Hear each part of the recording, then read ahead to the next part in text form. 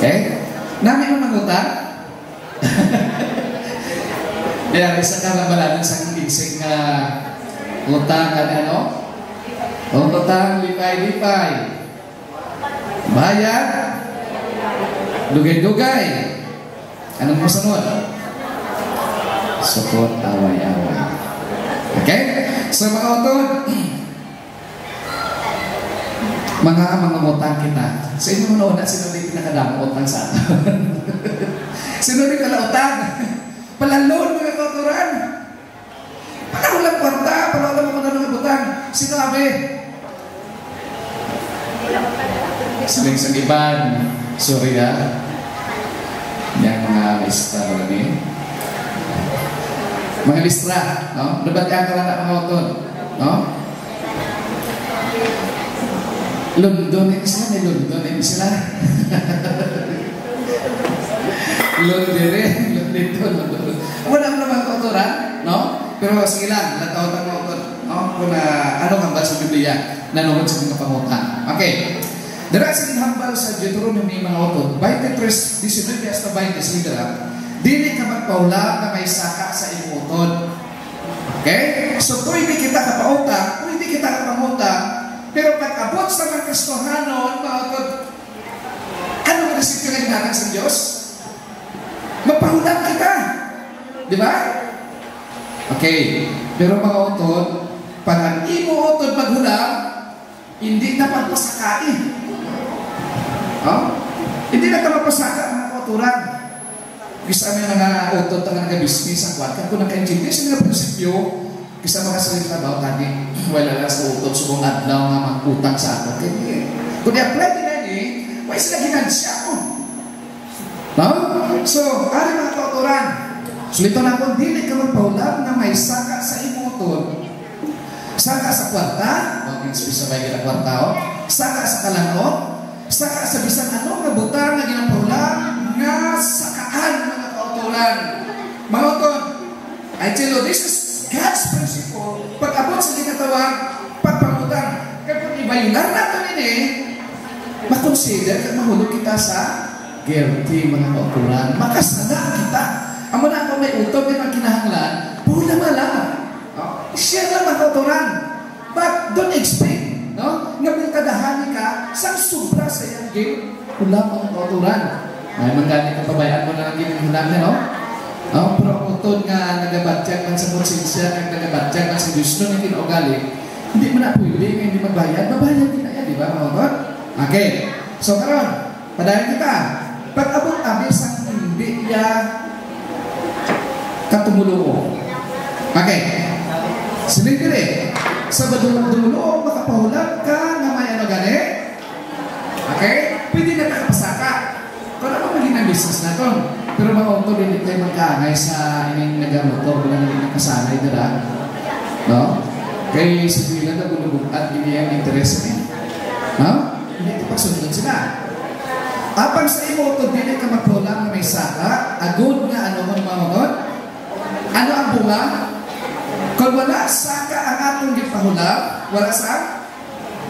Mayroon kita magputuran? Wala sa first hapon ba? Ano po siya ng magputuran? Blessing. Okay? So, manahanda sa Ginoo. Permisa niya sa Ginoo, hindi niya ni Moses sa kutsito ng mga manunulat sa Biblia. Okay? This is God's promise mga kauturan. To all people mga utod na nagpahulang sa kwarta na wala sa saka. Ang blessing sa Ginoo ginapabot natin. Okay. Now, mga kauturan, principles of personal and family finance. Okay? Lantaw natin kung ano mga biblical principles amon sa ginatawag financial management. Okay? Amon di kwarta-kwarta na din mga utod.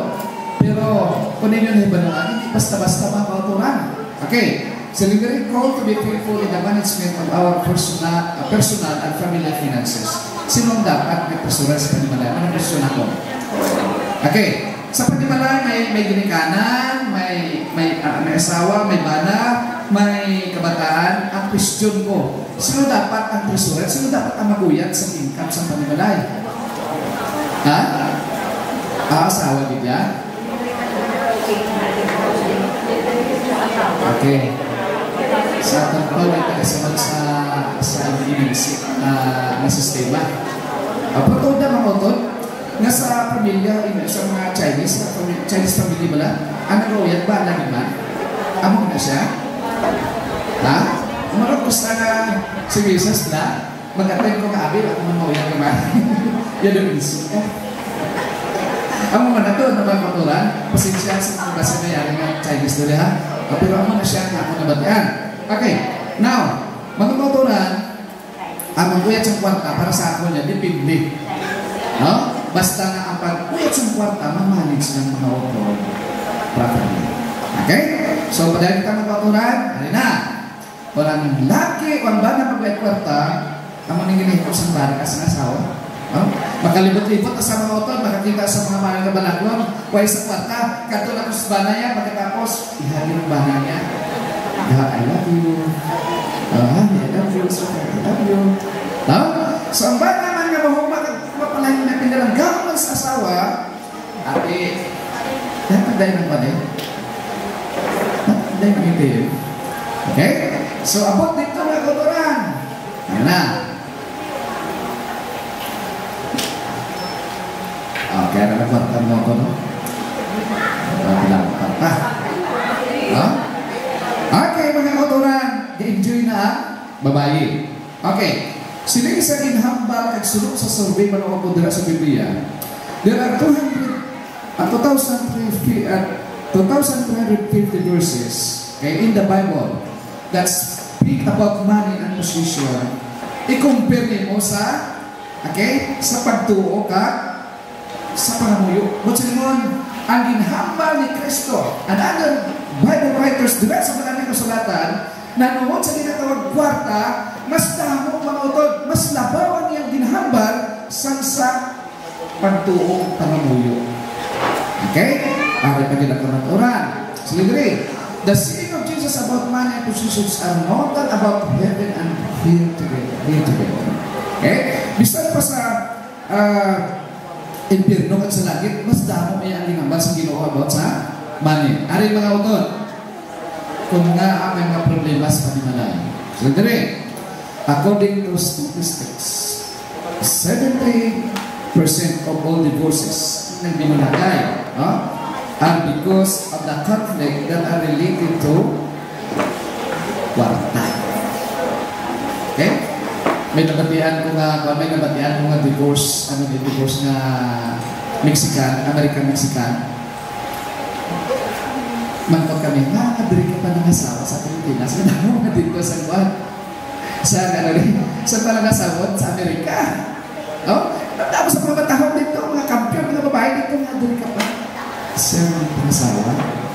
Sabi niyo niya sabat, natamaran ko dito, kaya ang babae dito. Always say, money. Kilala ni isa sa Nagda kami na naman, pag nagbuwang okay? So, magsagawa hindi siya nalipay na may babae, puro lang kwarta. No? So, mga utod, ang kwarta mga kauturan, importante sa aton pagpangabli sa ating panimalay, pero mga kauturan, kadayon na natin, discovery kung anong mga madulot na kaayuhan, kag hindi man kaayuhan, sa sering kwarta. Okay, so at least nakita na natin nga ang divorce na ginatawag karon nga nag-exist, sa halos madamo ang mga nasyones, hindi lang isa sa mga hindi kang magsawanay sa batasan. Kundi bagod sa kwarta mga utod. Okay, so nowadays, as we have way of dates mga kauturan all over us, with the accessibility of credits, credit cards, mga kauturan, doon na himo na nga pamatasan sa tao. Bisa din naman dato may mga credit cards, sa pansumog na mayroon naman sa Quezano Grande, di ba? Pag sunod mo nila, halang ito gamay, may nagalibot-libot na mga yung people, mga kauturan, sir, gusto mo sa credit cards? Mga kauturan, grabe sa mga ginatawag pinautangay. Now, karon mga utod, doon nahimo na ni siya nga tradisyon o kung ginatasan sa Pilipinas. At hindi lang siguro sa Pilipinas, bisan pa sa nagkalain-lain nga doon, doon ako nagisubong ang ginawin sa akong mga ising katawo. It's good kung masalikan ka mag-handle sa kwarta.